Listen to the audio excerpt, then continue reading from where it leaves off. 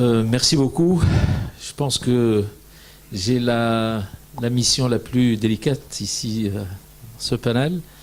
Mais je me réjouis de cette opportunité. Merci beaucoup pour avoir pensé à organiser un panel consacré à notre continent et aux relations de la Tunisie avec notre cher continent. Beaucoup de choses ont été dites tout à l'heure par mon cher collègue panéliste, par vous-même. Je pense que dans la salle, il y a pas mal d'idées qui donc germent dans nos esprits sur les relations de l'Afrique, de la Tunisie avec l'Afrique. Oui, il y a beaucoup de questions qui nécessitent des réponses. Je peux avoir quelques réponses, mais pas toutes. Parce que notre politique envers l'Afrique n'est pas tout à fait prête. Elle est en gestation. Je vais revenir sur toutes ces questions, mais je dois commencer par le commencement. La Tunisie a toujours eu un attachement particulier à l'Afrique. Nos racines sont africaines, il ne faut pas oublier.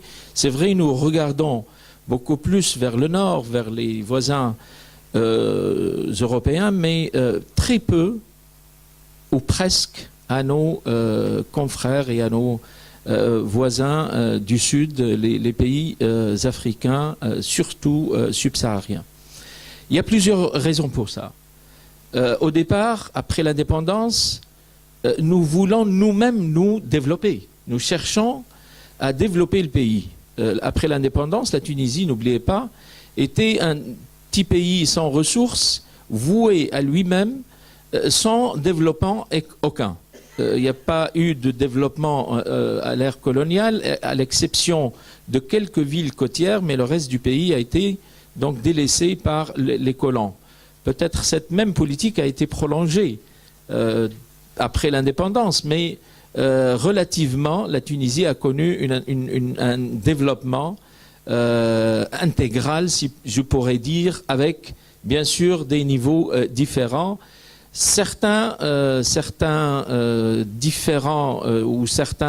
différences de développement s'expliquent par plusieurs raisons et par plusieurs excuses, si on peut dire, mais d'autres n'ont aucune explication. Je reviens à l'Afrique. Donc, nos relations avec l'Afrique ont commencé très tôt après l'indépendance. Vous avez parlé de la plus grande avenue au Sénégal qui porte le nom d'Habib Bourguiba. Oui, parce que Habib Bourguiba avait une politique africaine. Une partie de sa politique était orientée à l'Afrique. Peut-être la période qui a suivi l'ère Bourguiba n'a pas donné l'importance qu'il fallait à notre présence africaine, oui, mais nous pourrions toujours dire que la Tunisie a été toujours une voix écoutée, une voix respectée, un pays pris par certains pays frères comme un modèle de développement, un modèle de développement surtout humain, très important parce que n'oubliez pas que la Tunisie, après une cinquantaine d'années d'indépendance, je parle jusqu'aux années 2000 et 2010 maximum, la Tunisie est parvenue à réussir un développement humain important. Le développement économique a suivi, n'a pas été au niveau des attentes des Tunisiens, oui, mais quand même, au sein de l'Afrique, au sein des pays africains, le modèle tunisien a été toujours cité en exemple. La Tunisie a toujours eu un respect, un capital de sympathie et d'appréciation de la part des pays africains. Je reviens maintenant à la présence diplomatique tunisienne et aux problèmes de mobilité, aux problèmes de visa, les problèmes que nous connaissons tous et que nous tous sommes en train de trouver quelques solutions. Je commence par la présence tunisienne en Afrique. Nous avons 8 ambassades sur 54 pays. Ce n'est pas 55, c'est 56. Le nombre des pays africains est connu. Il y a 54 pays en Afrique. Nous sommes présents seulement dans 8 pays africains. Certaines de nos ambassades couvrent une dizaine de pays. je dirais même 12 pays. Notre ambassade en Afrique du Sud couvre une douzaine de pays. Je pense que la plus grande ambassade munie des moyens les plus développés en matière de ressources humaines et de ressources financières ne peut pas couvrir une douzaine de pays, c'est impossible. Nous le faisons. Nous le faisons parce que nous n'avons pas le choix. Être présent dans 53 pays, parce qu'on ne peut pas être représenté en Tunisie, nous sommes un pays africain, être présent dans 53 pays, il est strictement et quasiment impossible. Ça nécessite des moyens financiers et humains dont la Tunisie ne dispose pas. En plus, certains pays africains, frères, ne nécessitent pas une présence diplomatique tunisienne. Les relations avec ces pays, sur les plans économiques, commerciaux, investissement, tourisme, etc., ne nécessitent pas une présence diplomatique directe. Par contre, certains pays, je ne peux pas les citer tous, mais je prendrai quelques exemples, nécessitent par contre une présence diplomatique tunisienne parce que le potentiel des deux parts existe. Les relations politiques sont, je dirais, normales, sinon excellentes, et les opportunités existent de part et d'autre. Je prendrai l'exemple du Gabon. Nous avons reçu le ministre des Affaires étrangères gabonais il y a seulement une journée. Il a quitté la Tunisie hier, et nous avons pu constater les opportunités qui se présentent de part et d'autre.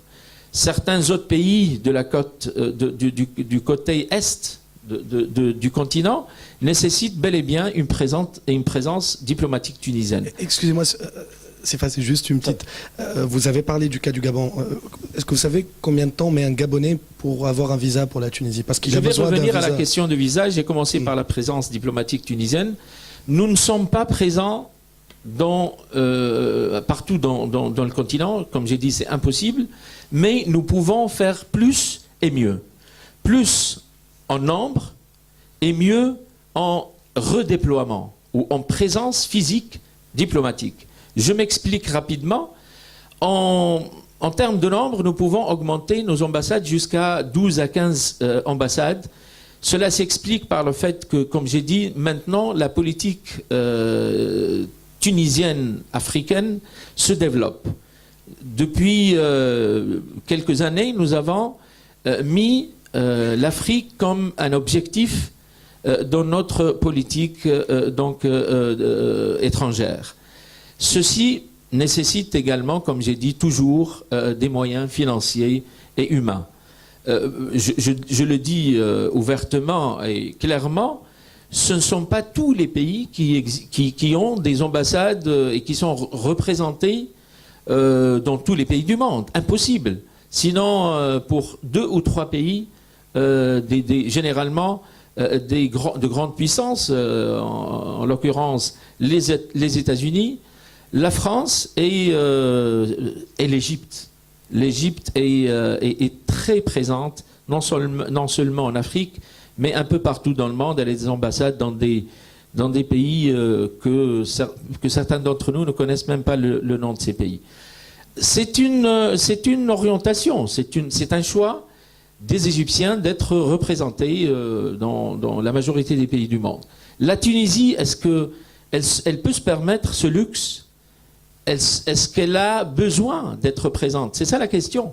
Est-ce que nous avons réellement besoin d'être représentés dans 20 ou 30 ou 40 pays africains?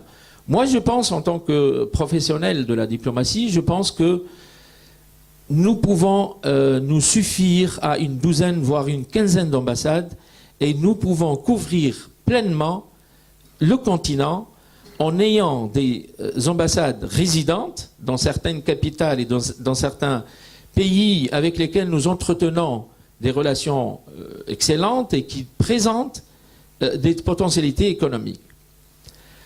La question de savoir et d'analyser l'importance d'une présence physique dans un pays quelconque se définit par les besoins d'une présence diplomatique dans un pays. On ne peut pas ouvrir une ambassade parce qu'on veut dire que oui, en Afrique, on a 30 ou 40 ambassades. Non, c'est pas ça l'objectif. La présence d'une ambassade obéit à des critères objectifs, et le critère le plus important est nécessairement les intérêts de la Tunisie. Est-ce que la Tunisie a intérêt à être présente dans un pays quelconque, soit en Afrique, soit dans un autre continent?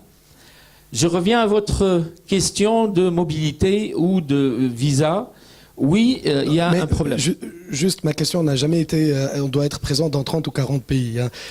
mais tant mieux. Si vous dites, donc si j'ai bien compris, par contre, je ne dis pas que vous vous engagez, mais vous dites qu'on va être présent dans 15 au moins. Ce n'est pas un engagement, mais nous sommes en train d'étudier. Non, ce n'est pas du tout un engagement. Je sais, mais on étudie. Ouvrir une dizaine d'ambassades en même temps, ça nécessite énormément d'argent. Est-ce que la Tunisie maintenant dispose de moyens financiers et humains pour être représentée dans, comme j'ai dit, une douzaine ou une quinzaine de pays?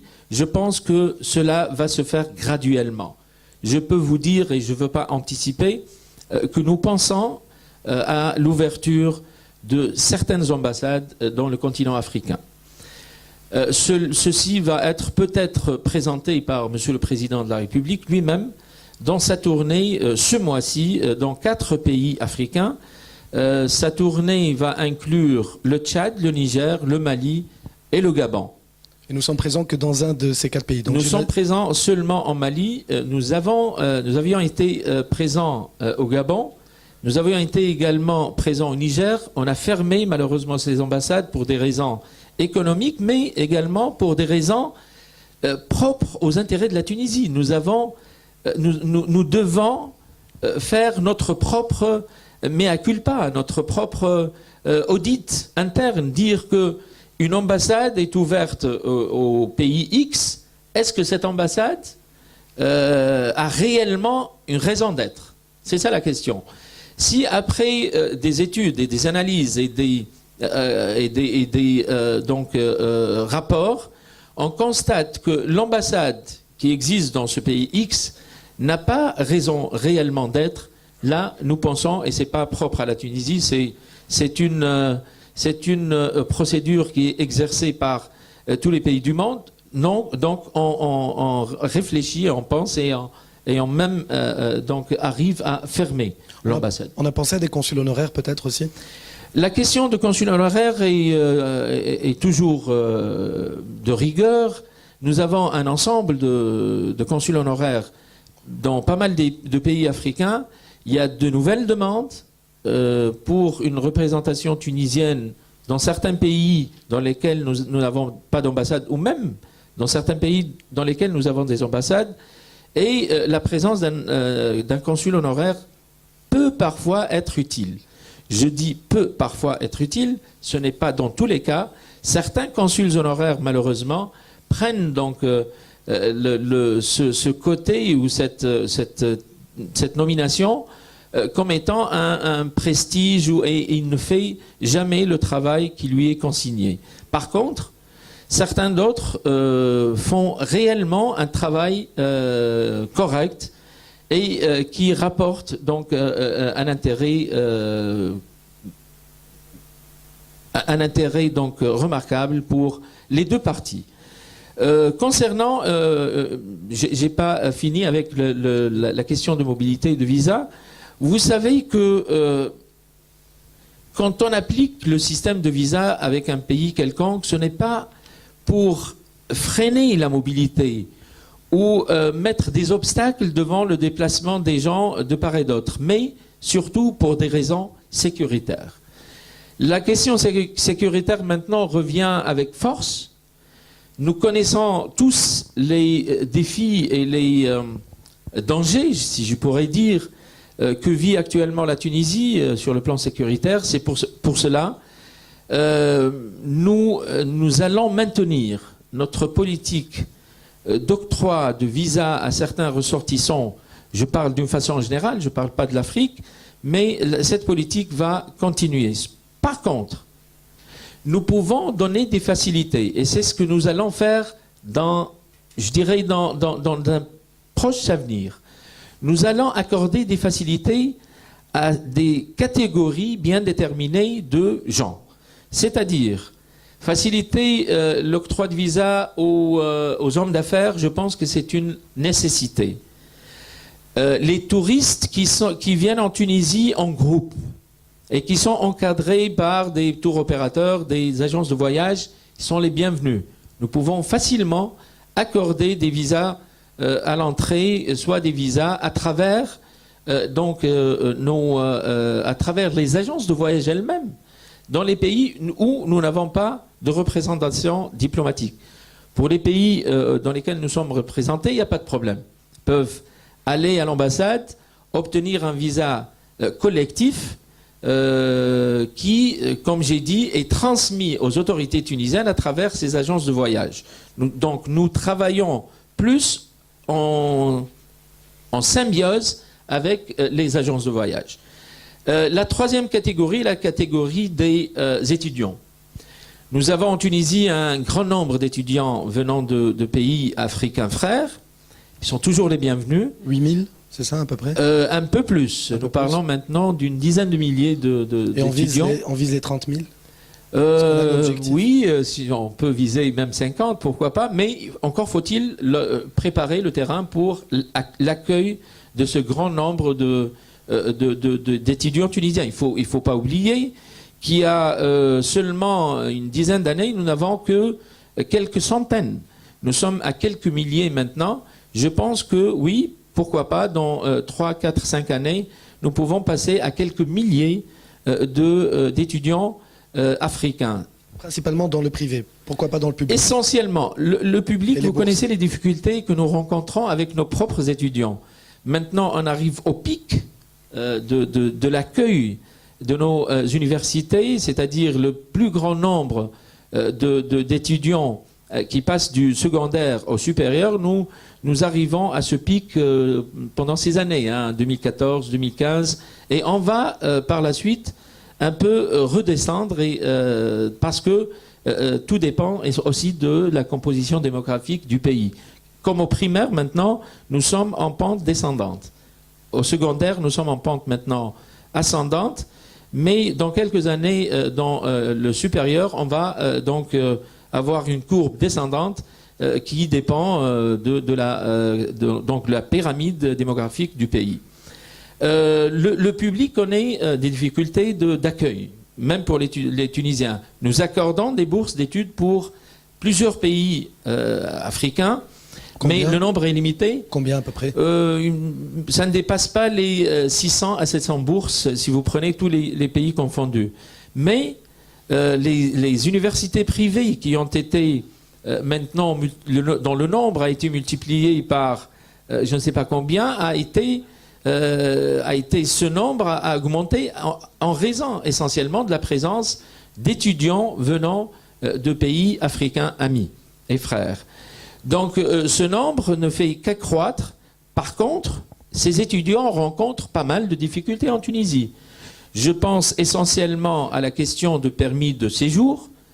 C'est vrai, les étudiants africains ici présents en Tunisie rencontrent pas mal de difficultés essentiellement liées au permis de séjour. Nous allons trouver une solution à cela. Nous sommes en pourparlers avec le ministère de l'Enseignement supérieur, avec le ministère de l'Intérieur pour essayer de trouver une solution à cette question. Je termine par la diplomatie économique.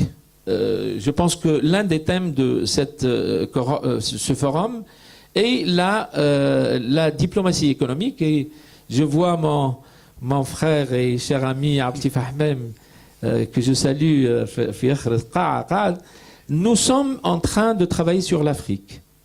Je ne sais pas, c'est actif, combien de missions économiques ont été organisées seulement cette année. Nous sommes en juin, à la mi-année 2014, et pourtant nous avons pu organiser pas moins de 5 à 6 missions économiques en Afrique. Je profite de cette occasion pour remercier l'UTICA, qui a mis cette année sous le signe de l'année de l'Afrique, en ce qui concerne donc le développement des relations économiques en général. Donc on a choisi l'Afrique cette année pour le développement des relations économiques de la Tunisie. Le CEPEX, le centre des exportations, ne cesse de déployer des efforts réellement louables pour conquérir ou pour permettre aux hommes d'affaires tunisiens, aux compagnies tunisiennes, d'être présentes en Afrique. Plusieurs missions économiques ont été organisées, mais également plusieurs rencontres ici ont été organisées par le CEPEX, par l'UTICA, par Connect et par tous les organismes de soutien à l'économie tunisienne. Comme j'ai dit, le président organise ou va se déplacer en Afrique dans 4 pays africains. Également, il sera accompagné à peu près d'une centaine d'hommes d'affaires tunisiens qui s'intéressent à l'Afrique.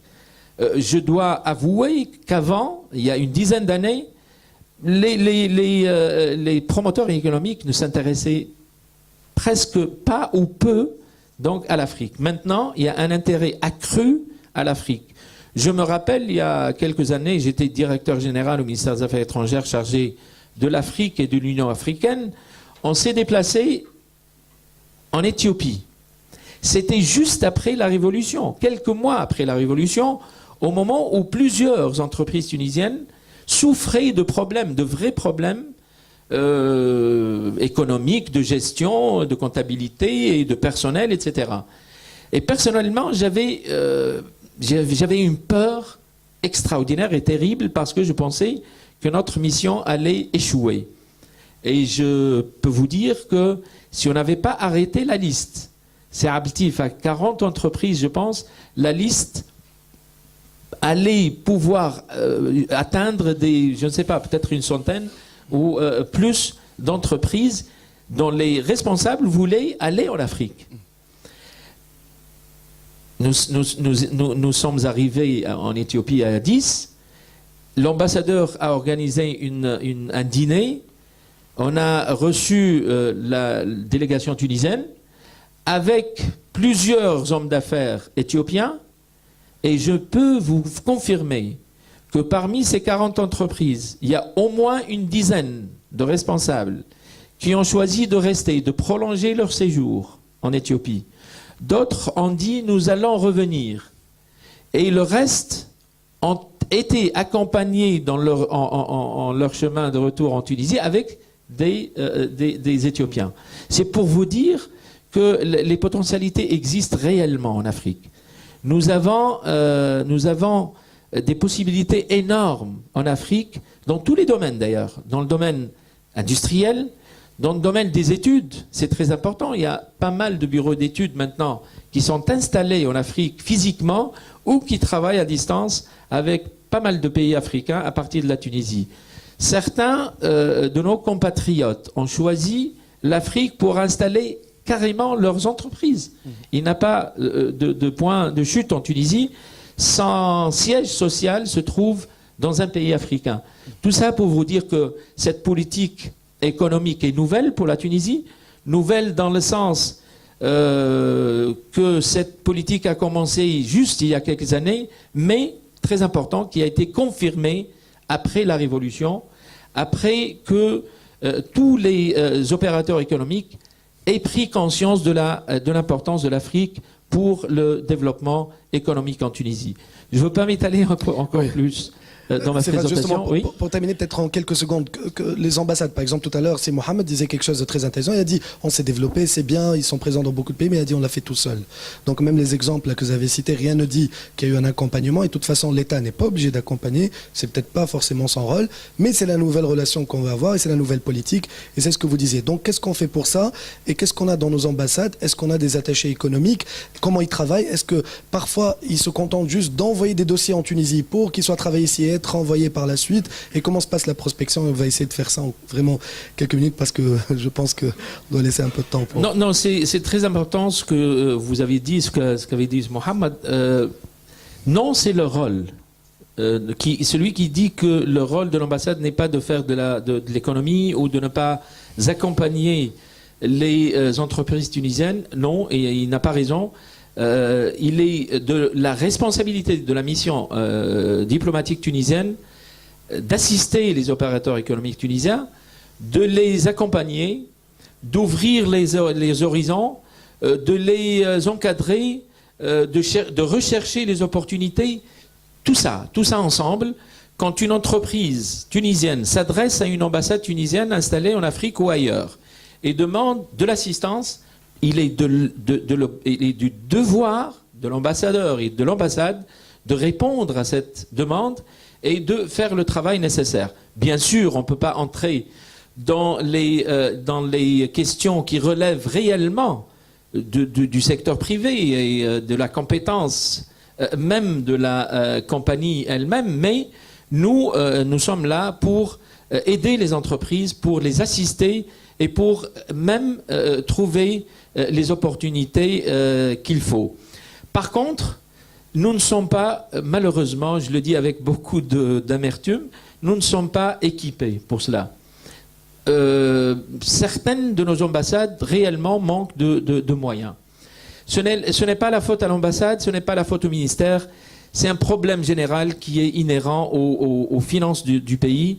Vous savez, une ambassade, une simple ambassade, une petite ambassade dans un pays qui n'est pas trop cher coûte entre 800 000 dollars et 1 million de dollars. Si vous multipliez ça par une soixantaine ou 65, plus les consulats, cela revient très cher. Donc, on essaie de faire avec les moyens de bord. Nous sommes un pays dont les moyens sont limités. Nous essayons de tirer le maximum de nous-mêmes par le peu de moyens qu'on a. J'espère qu'une fois les moyens humains et financiers sont développés, sont conséquents, nous pouvons faire plus et mieux. Mais je veux profiter de cette occasion pour dire que nos ambassades font de leur mieux. Je ne veux pas faire de comparaison, mais je peux vous dire en toute honnêteté que nos ambassades, malgré leurs moyens trop limités dans certains pays, font un excellent travail que si comparé au travail d'autres ambassades qui ont des moyens colossaux, je pourrais vous dire, et si notre ambassadeur Aïdoud est présent ici pour confirmer peut-être ce que j'ai dit, nous faisons le mieux de nous-mêmes. Avec parfois un ambassadeur plus un diplomate et un comptable, nous faisons le meilleur de nous-mêmes dans l'intérêt du pays et dans l'intérêt également de nos opérateurs économiques. Barakallahu fik, c'est Faisal, merci beaucoup. J'aurais voulu que ça se passe en deux parties, surtout la deuxième partie sur l'économie, sur la diplomatie économique. J'aurais voulu que mademoiselle Doubé s'exprime avant parce qu'elle a quelque chose de très intéressant à dire, mais malheureusement on ne peut pas vous garder. Donc on a essayé de prendre un maximum. Je pense que vous devez nous quitter. Vous avez dit. Malheureusement, j'ai un engagement très important. Je n'en doute pas. En tout cas, merci pour votre franchise. Chers frères africains, on peut être plus clair. Je pense qu'il a dit beaucoup de choses, il a passé beaucoup de messages, surtout au niveau moyen qu'on a aujourd'hui. Ça, c'est une réalité. Mais on va y arriver, on va faire avec. On va revenir et en parler justement après avec Si Mohamed. Peut-être je t'aime chez Tawa, c'est facile comme ça. Oui, je suis réellement désolé, mais je dois partir. J'ai un engagement important, mais ce forum est également important. Pour cela, je suis réellement navré, mais je dois quitter la salle. Merci beaucoup. Juste, si Faisal, il faut penser à quelque chose, peut-être un poste, créer un poste. J'ai vu une présentation une fois, on a parlé de l'ambassadeur des entreprises qui peut être attaché au ministère des Affaires étrangères et travailler en étroite collaboration avec les entreprises pour partir à la conquête d'autres territoires. Tfadel. Oui, nous avons pensé à ça, mais autrement. On ne va pas nommer un ambassadeur économique, ça n'existe nulle part. Mais nous allons créer au sein du ministère des Affaires étrangères, et on a commencé déjà, à réfléchir à une unité qui s'occupe... François Hollande a fait la même chose. En France, ça existe. L'ambassadeur des entreprises, ça existe en France depuis quelque temps. Nous n'avons pas pensé à ça, mais nous allons créer au sein du cabinet du ministre des Affaires étrangères une équipe qui s'occupe de la diplomatie économique. C'est-à-dire créer une unité, une cellule qui devient l'intermédiaire, si vous voulez, entre nos ambassades et les départements économiques en Tunisie, en plus, bien sûr, des directions générales et des directions qui existent dans le ministère et qui font le travail. Par contre, cette unité aura la responsabilité de faciliter parfois le contact et les relations entre les ambassades, le ministère et les départements économiques concernés. Merci. Merci.